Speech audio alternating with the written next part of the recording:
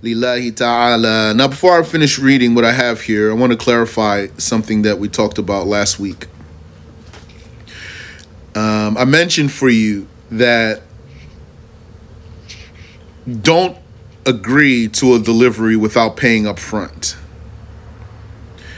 And what I said is correct, but it needs to be put with the other rules to be understood properly. I'm not saying to you, if you ordered, let's say, some food and then they delivered to you and then they gave you the food and you paid them the money and then they went away, that's not valid. That's fine. There's nothing wrong with that. Because then what you're doing is really you're just paying for a specific item that you saw. That would simply be a case of paying for a specific item that you saw. Yeah, they delivered it to you, but really the thing here is the delivery is not a part of the deal. Yani, you could have gone in to get it, but you told them you bring it to me. Instead of me coming to you, you bring it to me. I can come to you and order it, and then you'll make it and give it to me. Or you can make it and bring it to me, and then I'll pay you when you bring it to me. So that's fine. But when I said don't agree to a delivery without paying up front, because then it's going to be a debt for a debt. Firstly, there's a type of, I'm going to call it advanced payment sale that the scholars agreed about. So the author says the second type of sale is to sell a non-specific, very clearly described item. So we're talking right now about risky business. That's our main topic.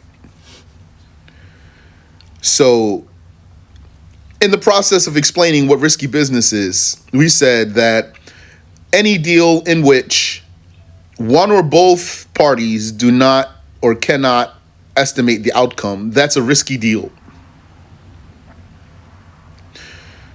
What's not a risky deal? We said, for example, if your merchandise is right there on the table, on the counter, and you're right there, you see your own merchandise, and I come and I see your own merchandise, and the price is there, and then I say to you, or you tell me the price, and then I say to you, I buy this from you for such and such amount, and you say, I accept to sell it to you for that amount. Or if you were to say to me, buy this from me for such and such amount, and then I said, I accept to buy it from you for such and such amount. That's not risky. That's very straightforward, fair deal. But when you talk about selling something that hasn't been seen or buying something that hasn't been seen, then you're entering the realm of risky business.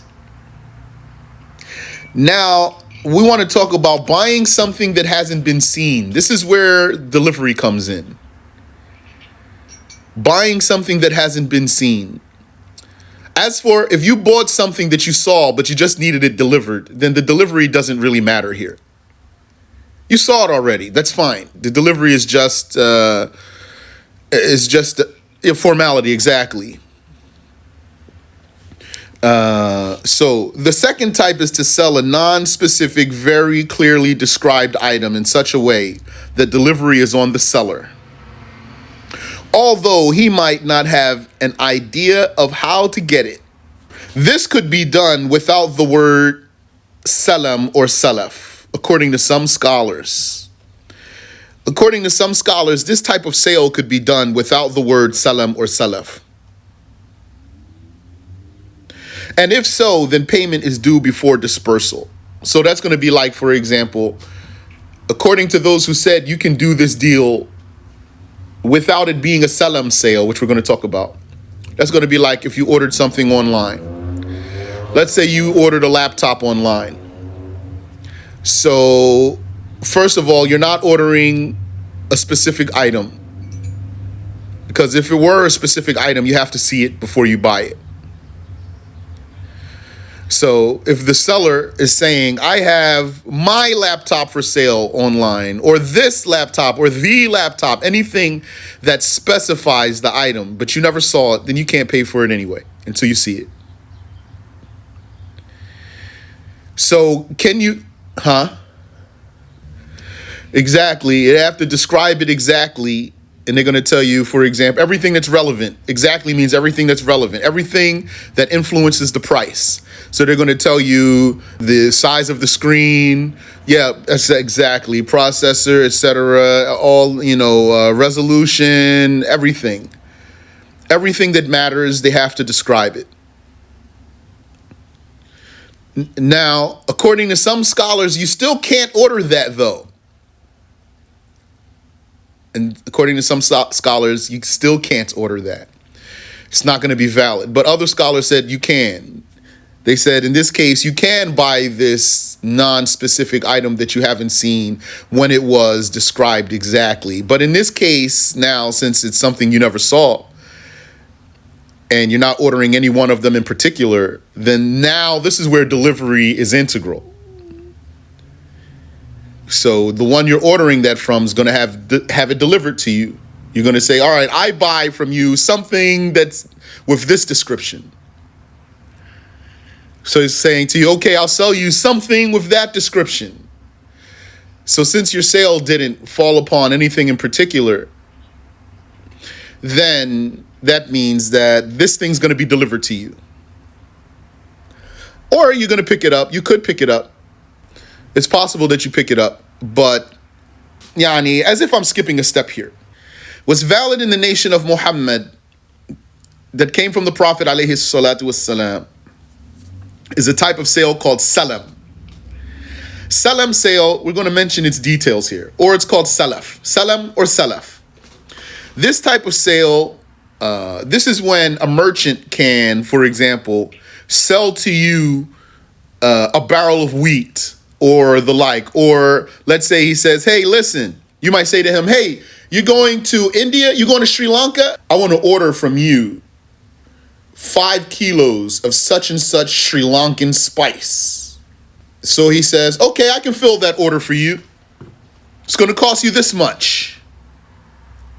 So what does this mean here? This whole scenario right now means he's going to deliver it to you. He has to go get it and bring it back to you. Are you going to go to him and get it? Maybe. Maybe he'll say, yeah, I can go get it and then I'll bring it back here to the store. Yeah, that could be. The real rule is y'all have to agree on the delivery location, the location for taking it. That's the real rule. He brings to you, you go to him, y'all have to agree where's the delivery spot, the pickup spot. What's happening here, though, is he doesn't have that spice. He has to go get it. He might not even know how he's going to get it. But he said, I'm going to fill this order for you. I'll go get that Sri Lankan spice for you. So now in this case, can you just say, all right, I'll pay you when you bring it back? No, you can't do that. Now in this case, you pay him up front. You pay him up front. He's gonna take that money. That's his money now. He does not have to use that money to buy your spice. Then he goes and gets the spice and he comes back to the rendezvous where you guys agreed. The time and place y'all agreed for pickup. That's what I meant by delivery there. Then you have to accept. If it meets the description, if it fits the description that you paid for, then you must accept. You can't cancel. Not seeing what you're buying in itself puts you into the realm of risky business, but the religion gave us a way to be able to do it. And the religion also forbade us from other ways of doing it. So this sell-off sale that I just described to you, that's confirmed. We can't deny this type of sale. But some scholars said, not everything that looks like that is that. This type of sale has very specific parameters, which we're going to see.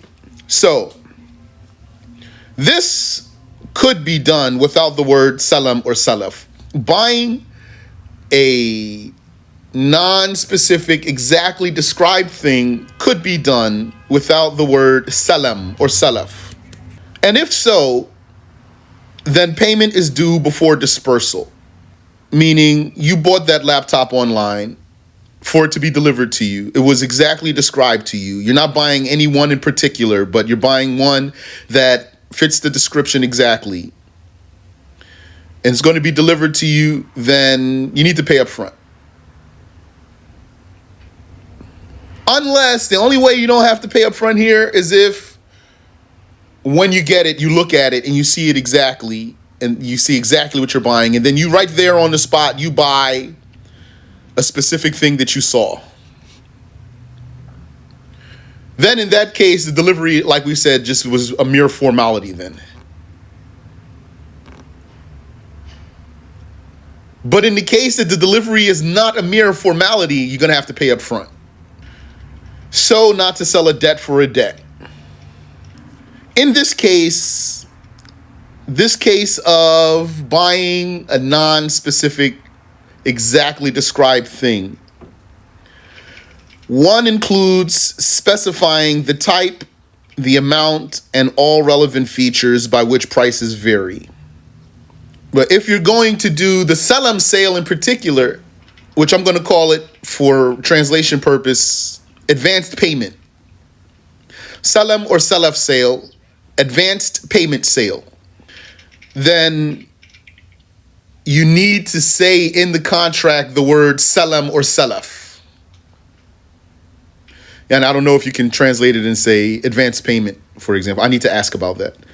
But you need to put the word Selam or Selef in there when you're doing this type of sale. That's like a marriage, for example. When, according to the Shafi'i school, if you give your daughter away in marriage, you have to say, I give my daughter in marriage to you. You have to say marriage in some way. Like you have to say, I marry my daughter to you, for example. You have to, for the marriage contract, say the word of marriage in some form. This is like that. This advanced payment sale, you have to put the word Selam or Selef in the contract. And you say, I do Selam sale with you. I advance this payment for you in a Selam contract or something like that. In this case, one includes specifying the type, the amount, and all relevant features by which prices vary. One must specify the type, the amount, and all relevant features by which prices vary. The subject of such an advanced payment sale is an unmixed kind of described thing. An unmixed kind of described thing. So right there, unmixed. That word unmixed, that's going to knock out many things from being valid for this type of sale. So if being unmixed is a condition, then you're not going to be able to buy a laptop by this type of sale or a car. So for example, laptop has plastic and glass and metal, so it's mixed. A car has rubber and glass and leather and plastic and metal, so it's mixed.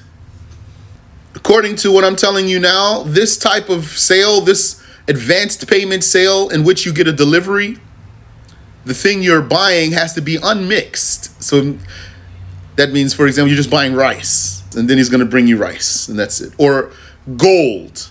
I want 10 kilos of Aztec gold. So this is going to bring you 10 kilos of Aztec gold.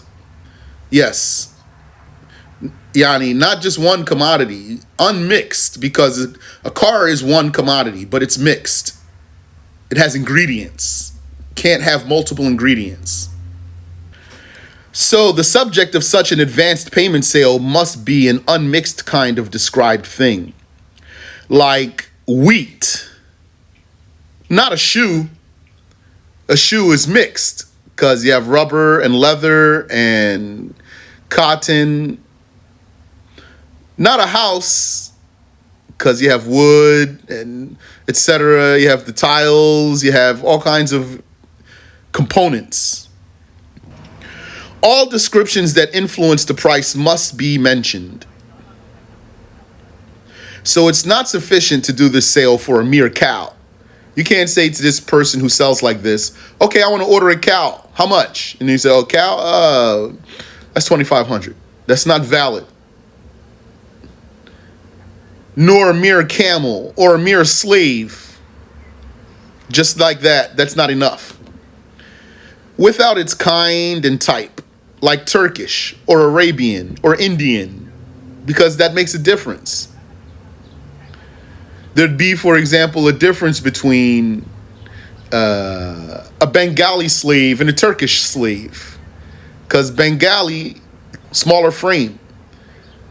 Turkish, you could have big frame, so that makes a difference in the price. And one can use any way for good measure. He can measure any way he wants to as long as it's accurate measure. The item must usually be available at the determined time and in the vicinity of delivery. So you need to be mindful about the season of whatever it is you're purchasing. At the time of the contract, the item might be present or not. But once the seller delivers with all descriptions fulfilled, the buyer has to accept. Okay. At the time of the contract, the item might be present or not. How could that be? Because let's say a guy has a store. His business is import-export, as they say. I work in import-export. Okay, so he has a business. He gets imports and things like that. He has all kinds of stuff. So he's a person who can do a sell-em contract. You need something, you want to do it by a sell-em contract, you can go to him. So you go to him, tell him, listen, this is what I need. I'll do a sell-em contract with you. Here's the money. So he might say, oh, I have that now. I don't even have to go to Sri Lanka to get it. I already got it. It's right here. So at the time of this contract, the item might be present. That's valid. And the item might not be present. Still valid. This type of sale allows for you to be able to buy a non-specific, exactly described item. So it doesn't have to be present. But once the seller delivers with all descriptions fulfilled, the buyer has to accept. Can't cancel it. It's final. So, again, this type of sale that I just told you, that's confirmed. A sell-em contract. What they differed about is whether you can do what looks like a sell-em contract, but for something that's not exactly limited the way sell-em items are limited. Because the sell-em item is going to be, first of all, something that's not made of components or ingredients. One condition for a sell-em sale is that the item that's being sold is not made of components or ingredients. So that right there, according to the scholars who don't accept more than that, that's going to knock out all kinds of things, like the laptop or the car or a bike or something like that, or shoes, etc. Also, for a sell-em contract, whatever you're selling, it cannot be transformed by fire. Cannot be transformed by fire. So that's going to exclude food right there. Or bricks. Because you take the bricks, make them from the mud, and bake them so they get hard. Since it's transformed by fire, you can't do a sell-em contract for that. So that's the case. That's what needed to be clarified. That when I said, don't agree to a delivery without paying up front, this is what I was talking about. I wasn't talking about a case where the delivery is a mere formality and you called the Halal restaurant and ordered a meal and then they delivered it to you and you paid the guy right there at your step. But since we're there, according to the rule that you cannot buy a specific item that you haven't seen, that means that when that guy delivers that meal to you, before he leaves, you need to open it up and look at it. Tell him, hold on a second. Open it, look in there, see your food, look all your stuff, see exactly what you're buying, and then you can go your separate ways. Because according to this saying, you cannot buy a specific item that you haven't seen. Once he delivers that to you and puts the bag in your hand with all your food and drink and everything and napkins and all that, then just like that, it's not seen yet. Although some scholars said you can still buy it as long as there's a condition that you can cancel the sale if it's defective. Those scholars who said you are allowed to buy a specific item that you haven't seen, they said, but there's a condition that the sale can be canceled if the item is defective. So according to that, you cannot buy a specific item that you haven't seen and the sale is final. Now for sure you can't do that. That's clear? So then according to that, you could accept for him to just give you your delivery, your food, and you pay him his money, and he goes and you take your food into the house, and then you open it and see it. According to this saying, it's valid because as long as there's the condition that you could cancel it if it's defective. According to another saying, that's not valid. You need to look at it before you split ways with the person who's selling it to you. If it's defective, yes, that's canceling. Getting your money back. Giving the item back and taking your money back. That's canceling the sale. And let's just mention one case here and then we'll stop. A digression. But it's related. It is recommended to see or look at a woman's face and hands before marriage. As for her hair, a man can send a woman to see it for him if he's concerned about her hair. So we're talking about seeing the items before you buy them. In this document that I'm reading for you, rules of marriage are weaved in and out of there. So here's one of the cases where some issue of marriage got inserted. Is there anything in marriage that's similar to this where something should be seen? Yes. It's recommended that he sees her. He sees her face and her hands before marriage. That came in a hadith. The Prophet ﷺ said, look at her. It would make it more likely for you to live harmoniously.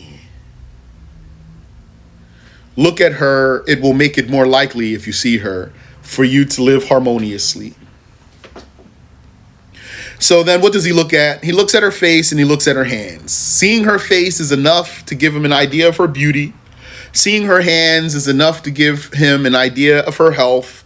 And if he wants to see her hair, then he can ask a woman to look at it for him. And he doesn't look himself. And he doesn't look at her body, without her clothing, of course. He doesn't look at her body without her clothing. The Wahhabis, they say different. According to the Wahhabis, or some of them, you can see her hair. She can just undress for you to a certain degree so you can get an idea of her body. That's their claim. You don't need any of that. But it is, if a man is interested in marrying a woman, it is permissible for him to look at her, even if he already looked at her, to see if he likes her, to be sure he likes her. It's permissible.